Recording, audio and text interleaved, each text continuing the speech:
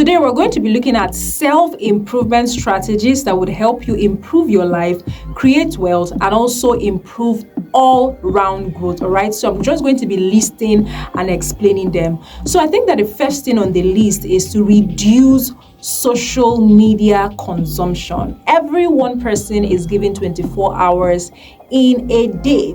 And in this age and time, a lot of young people are spending more time on social media. You see somebody, taking out 10 hours, 6 hours in a day to just scroll endlessly on social media. All right. So if you want to improve yourself, if you want to make progress, if you want to maximize your time very well, you're going to have to reduce the amount of time that you spend scrolling endlessly on social media. So I understand that it has turned into a habit. Most of us are even addicted to our phones. Most of us are just addicted to social media. And it might take you a lot of time for you to change the habits. But I mean, you have to try because it's not helping you. You're not being productive. Sometimes you set out activities that you're supposed to do in a day. And once you get on Instagram, once you get on TikTok, time just, moves very fast. And before you know what is happening, the day is fast spent and you spent it on social media. It's not helping you. All right. So for somebody who is intentional about building their lives, about being productive, you have to look for a way to cut down the amount of time that you spend on social media. So that's the first way that you can improve yourself. Do you understand? And make progress. Cut down the amount of time that you spend on social media. So the second thing I want to talk about is very, very important, and it's about finding a mentor or an accountability partner. The thing is that we cannot do life alone. We all need help, and the role that mentors play cannot be overemphasized, because what they basically do for us is that they give us a soft landing. They give us their shoulders to climb on and see farther. They give us, the years of their experiences. When you have a mentor, some of the mistakes that you're supposed to make, you won't make it because your mentor has already made those mistakes for you. They can give you access to their contact list, people in their lives, just to make things easier for you. Some of the wealth of knowledge and experiences that they have and connects that they have, you just have access to it just because you have the right mentor. So having a mentor is something that is going to fast track your growth, just push you faster than someone who does not have a mentor, right? Another thing I talked about is accountability partner. Basically, when you want to be productive, because sometimes your mind wants to play, it can distract you. You can start doing something else. You can start deviating from the things that are important to you. But when you have an accountability partner that keeps you in check,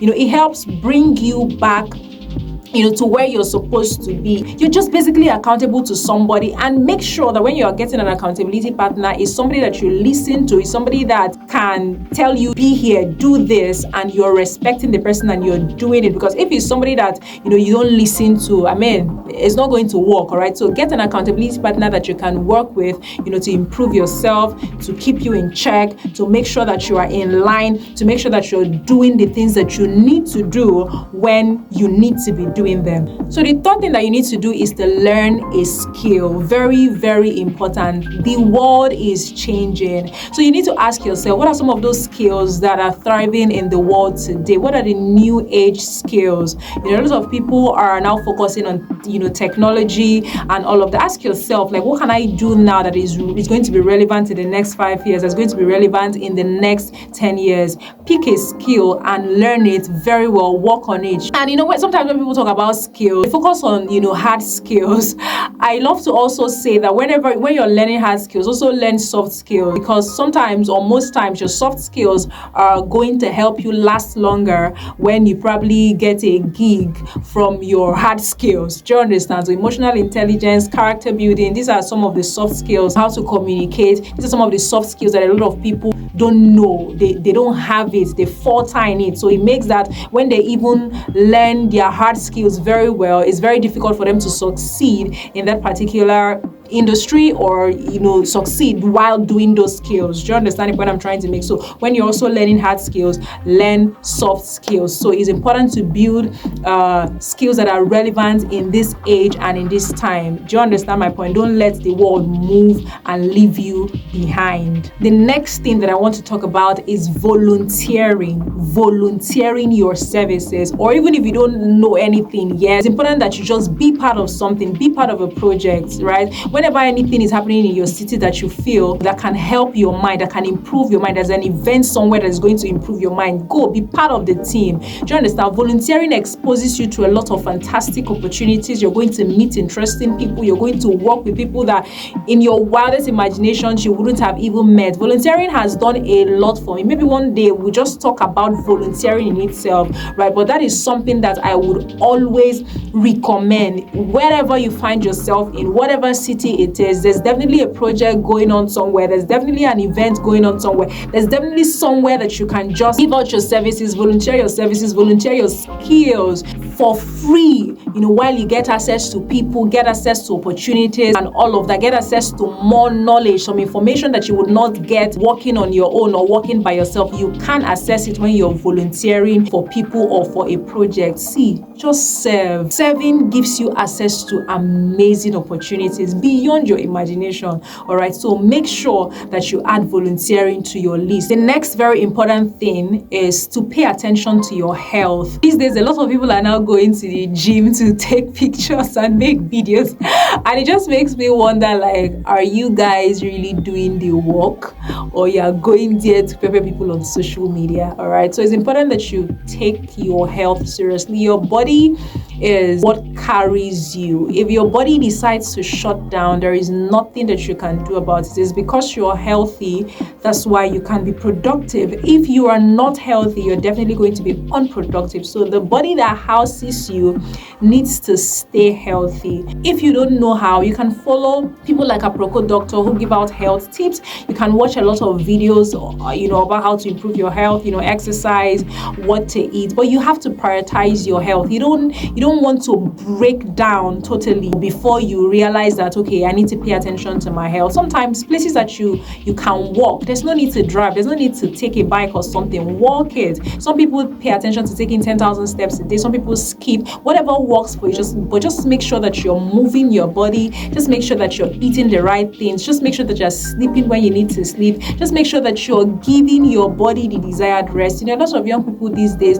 they want to walk and walk and walk. Walking is good. But I used to tell my friends, take some time and shut yourself down. Because if you don't get time to do that for yourself, when you need your body the most, after you have stressed your body out, the body is going to shut down by itself. Before you know what is happening, it will not be a case of the spirit is willing, but the flesh is weak.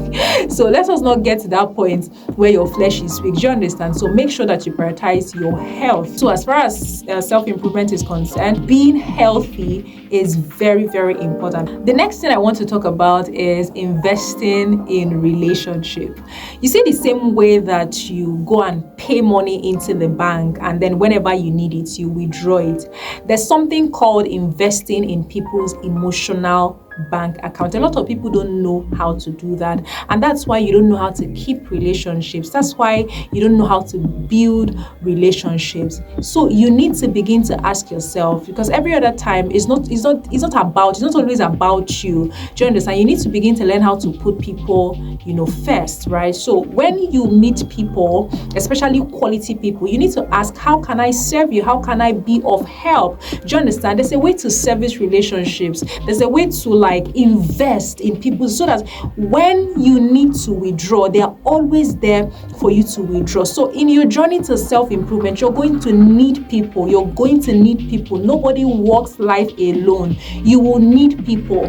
But if you are not a person who makes it a duty to invest in people's emotional bank accounts, to help people, to serve people. If you're a person who is always collecting, do for me, shop for me, and when it's time for you to shop for people, you don't shop, it's not going to help you. The time that you need people, you will not see them. The time that you call on people, you will not see them. The same person that is telling you, I don't have, is giving to another person. The same person that is telling you, I'm not available, is available to another person. The same person that is telling you, I'm busy, is not busy for another person. So the question is, what are you doing to command their attention? What are you doing to build the relationship? What are you doing to keep the relationship? How are you being of help? Do you understand? When they need you, are you there? Do you understand? So I used to always say, be who you want to another person. If there's a kind of thing that you want in a relationship, whether it's a work relationship, whether it's a romantic relationship, whether it's productive relationship, whatever it is, there's something that you want, there's something that you desire out of that relationship.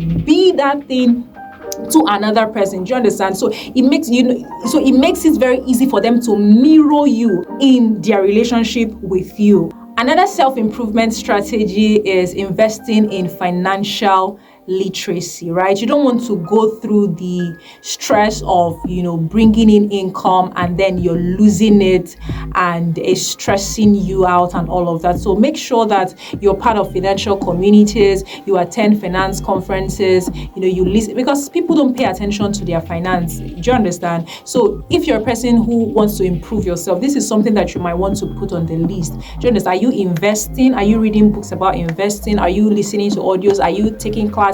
Are you part of a community that pays attention to investments? What do you even know about finance? Do you understand? So when you know more about something, it's very, very easier for you to do well, in that area. So if you want to do well in your finances, just know more. Do you understand? Have better information as it concerns finance. So that's another thing that you need to start paying attention to. And the last thing I'm going to be talking about is, as far as self-improvement is concerned, you have to open up yourself to information, important information, vital information. You already know that information rules the world, and where you can find, the best of information is in books, all right? And, in this age and time, people get stressed out when, they have to read long-form content, do you understand? Or listen to long-form audios or watch long-form videos. But that shouldn't be you, because, you want something different. You want to be a different person. Do you understand? You want to put yourself together. You're in a journey to self-improvement, personal development. So you should be one person who pays attention to reading books or listening to audio form content, whatever works for you. Watching long-form videos, taking classes, investing in, books, courses, and all of that. Just make sure that you're having access to valuable information that will bring change into your life every other day. The bonus is attend events, attend conferences, okay? Conferences that are related to your field, events that are related to your field, network, meet people, learn new things. Do you understand? These few things that I just listed, if you pay attention to it, is definitely going to help your self-improvement journey. And just like I said, it's going to impact both your mind and your pocket, all right? So if some of the tips that I gave today, helps you in one way or the other, please do well to subscribe to my YouTube channel. You can also comment whatever helps you in the comment section, and please do not forget to turn on your notification bell so that every other time I upload a video, you will be notified first. All right, thank you so much for watching my video, and please, once again, do not forget to subscribe. I'll see you in my next video.